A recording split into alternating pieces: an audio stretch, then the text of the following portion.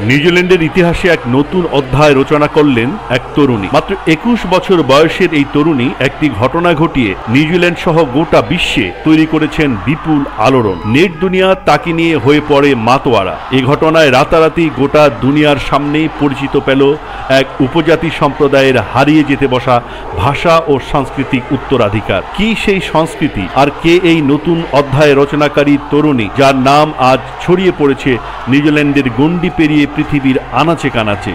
আজ পলিটিকো বাংলায় তুলে ধরব সেই অজানা কাহিনী আর নিউজিল্যান্ডের সাম্প্রতিক রাজনীতির এক চমৎপ্রদ ঘটনা। জানতে হলে ভিডিওটির শেষ পর্যন্ত সাথে থাকুন। Combate, cora.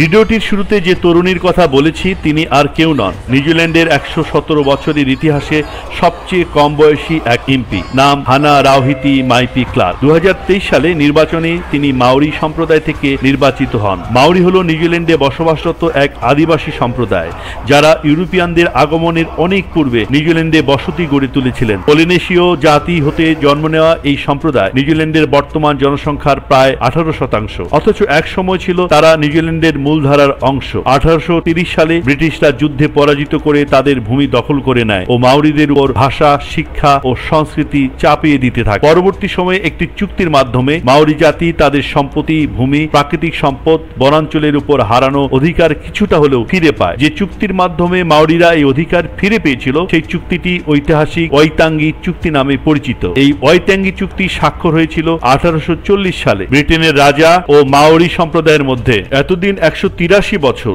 এই চুক্তির আলোকেই মাওরিরা ভূমি, প্রাকৃতিক সম্পদ ও বনের অধিকার এবং সেসব কেনাবেচার অধিকার লাভ করে এসেছিল। কিন্তু হঠাৎ বিপত্তি শুরু হয় তখন, যখন গত বছর অর্থাৎ 2024 সালে নিউজিল্যান্ড পার্লামেন্টে ক্ষমতাসীন দল এনসিটি নিউজিল্যান্ড পার্টি বৈষম্যের অভিযোগ তুলে এই চুক্তির বিরুদ্ধে একটি সংশোধন প্রস্তাব আনে। এর বিরুদ্ধে মাওরিরা ক্ষুব্ধ হয়ে ওঠেন আর সবচেয়ে অভিনব উপায়ে প্রতিবাদটি করেন সেই মাওরি সম্প্রদায় থেকে নির্বাচিত সংসদের সবচেয়ে কনিষ্ঠ এমপি হানা রাওহিতি মাইপি ক্লার্ক। যেদিন পার্লামেন্টে এই সংশোধন প্রস্তাব আনা হয় সেদিন বক্তৃতা দিতে উঠে তিনি এক বিশেষ ধরনের মুখভঙ্গি সৃষ্টি করেন। হাত পা নাচিয়ে তীক্ষ্ণ উচ্চস্বরে এর প্রতিবাদ জানান।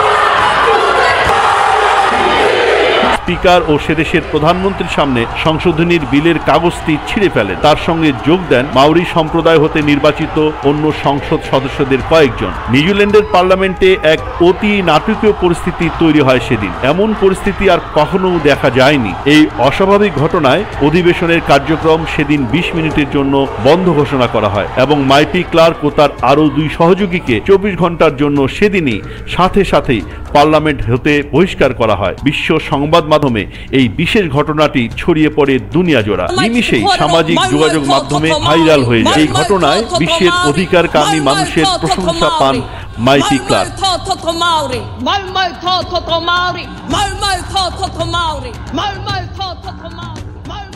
নিজ দেশে নিজ সম্প্রদায়ের কাছে তিনি যেন রাতারাতি এক মহা রানীতে পরিণত হয়ে যান। 2024 সালের শেষের দিকে করা বিবিসির এক জরিপে মাইপি ক্লার্ককে পৃথিবীর সেরা 100 জন প্রভাবশালী নারীর তালিকায় অন্তর্ভুক্ত করা হয়।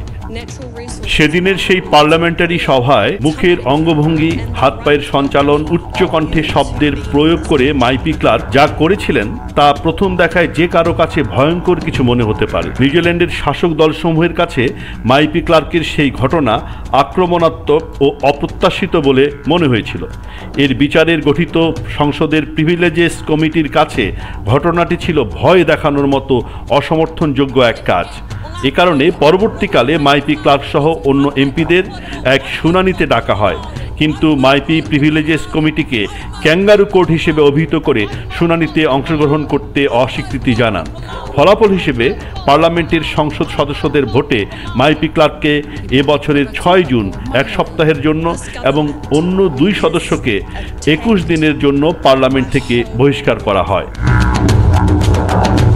মাইপি ক্লার্কের সেদিনের সেই প্রতিবাদের ব্যাপারটি সাদা চোখে অনেকের কাছেই আক্রমণাত্মক মনে হতে পারে, কিন্তু ঘটনার পূর্বাপর জানার পর বিষয়টি অনেকের কাছে আরো বেশি কৌতূহল উদ্দীপক ও তাৎপর্যপূর্ণ মনে হয়েছে। তাদের মনে হয়েছে মাইপি ক্লার্ক এই কাজটি করে সেদিন কোনো অন্যায় বা অপরাধ করেননি। অধিকার কর্মীরা মনে করেন মাইপি ক্লার্ক সেদিন যা করেছেন তা কোনো বিচারেই আক্রমণাত্মক কোনো কাজ নয়, বরং আক্রমণের মুখে নিজেদের রক্ষা করা, নিজ সম্প্রদায়ের অধিকার প্রতিষ্ঠার এক অসাধারণ অস্ত্রই প্রয়োগ করেছিলেন তিনি সেদিন। এই ঘটনায় মাউরি সম্প্রদায়ের হাজার বছরের পুরাতন এক কোষমুক্ত অস্ত্রই যেন প্রথমবারের মতো দেখল বিশ্ববাসী। এ অস্ত্র কোনো বিশেষ ধাতু দিয়ে তৈরি নয়, এ অস্ত্র পৃথিবীর এক অবহেলিত জনগোষ্ঠীর ভাবগত এক অভিনব সাংস্কৃতিক অস্ত্র। এটি মাউরির সম্মিলিত প্রতিবাদের ভাষা।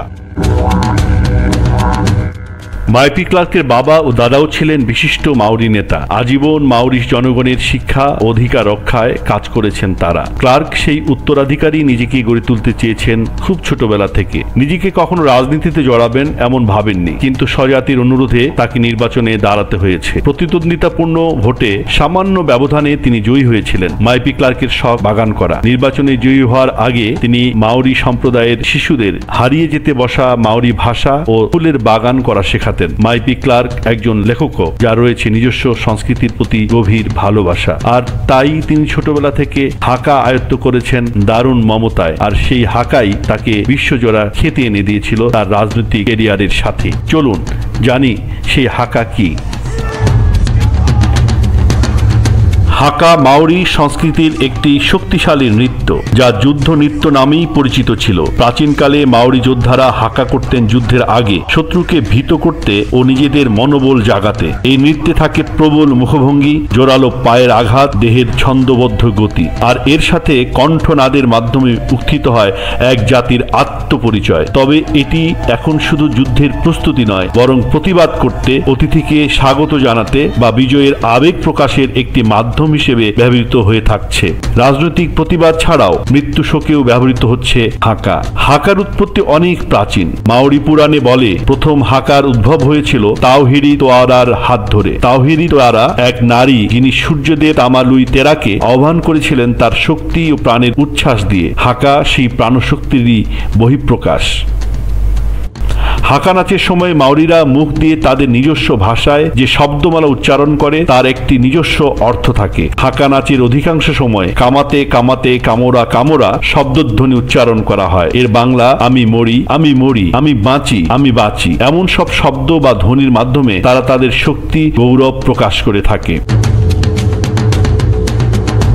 আধুনিক যুগে এসে মাউরি জনগোষ্ঠীর এই নাচটি এখন শুধু তাদের নিজস্ব গোষ্ঠীর মধ্যেই সীমাবদ্ধ নেই, এটা অনেক দিন ধরে পুরো নিউজিল্যান্ডের মানুষের কাছে জনপ্রিয় হয়ে উঠছে। এখন সেখানকার বিভিন্ন অনুষ্ঠানে এই বিশেষ নৃত্যটি পরিবেশন করা হয়। নিউজিল্যান্ডের জাতীয় রাগবি দল বহু বছর হতে তাদের খেলার শুরুতে মাউরি নৃত্য পরিবেশন করে আসছে। এই নৃত্য পরিবেশনের ফলে তারা খেলার শুরুতে সাহস ও উদ্দীপনা লাভ করে, আর প্রতিপক্ষকে ঘায়েল করার এক অনবদ্য মানসিক শক্তি।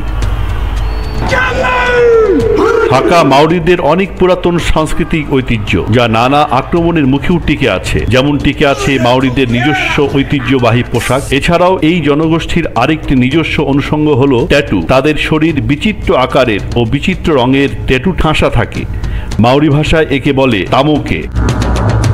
নিউজিল্যান্ডের ইতিহাসে এমন অনেক সময় এসেছে যখন মাউরি জনগণকে তাদের অধিকার রক্ষায় বারবার প্রতিবাদে সোচ্চার হতে হয়েছে। ওয়াইতাঙ্গি চুক্তির সংশোধন প্রস্তাবের বিপরীতে তাদের নতুন নেতা মাইপি ক্লার্কের প্রতিবাদ ও হাঁকার পরিচিতি মাউরি জাতিকে আরও বেশি অধিকার সচেতন করে তুলেছে গর্বিত। শুধু মাইপি ক্লার্কই নয়, নিউজিল্যান্ডের মাউরি জনগোষ্ঠীর প্রায় 10 লাখ মানুষ এর বিরোধিতা করছে। বিল ছিঁড়ে ফেলায় ক্লার্ক ও তাদের সমর্থন দেয়া এমপিদের সংসদ থেকে শোকজ ও বরখাস্ত করা হয়েছে, কিন্তু এই আন্দোলন থেমে নেই। সাম্প্রতিক সময়ে হাজার হাজার নিউজিল্যান্ডবাসী হিকোই নামে একটি বিক্ষোভ মিছিলে যোগ দিয়েছেন, যারা রাজধানী ওয়েলিংটনের দিকে পদযাত্রা করেছেন এই বিলের বিরুদ্ধে, যেটিকে অনেকে মাউরি জনগণের কষ্টার্জিত অধিকার মুছে ফেলার প্রচেষ্টা হিসেবে দেখেছেন। সমাজ ও রাজনীতি যারা গভীরভাবে পর্যবেক্ষণ করেন তাদের ধারণা ওয়েতাঙ্গি বিদাঙ্গি চুক্তির সংশোধন প্রস্তাব থেকে সরে না এলে পরিস্থিতি ভালো দিকে যাবে না সে দেশে। দিন দিন উত্তপ্ত হয়ে উঠছে সে দেশের পরিস্থিতি। নিউজিল্যান্ড এখন এক গভীর সংঘাতের মুখোমুখি, যেখানে নতুন করে প্রশ্ন উঠেছে জাতীয় পরিচয়, সংহতি, ঐক্য আর ন্যায় বিচার নিয়ে। মাইপি ক্লার্ক হয়তো এই প্রেক্ষাপটে অধিকার বঞ্চিত মাওরিদের শক্তি, সংগ্রাম ও সাহসের জন্য বহুদিন প্রাসঙ্গিক হয়ে বেঁচে থাকবেন হৃদয়ের রানী হিসেবে।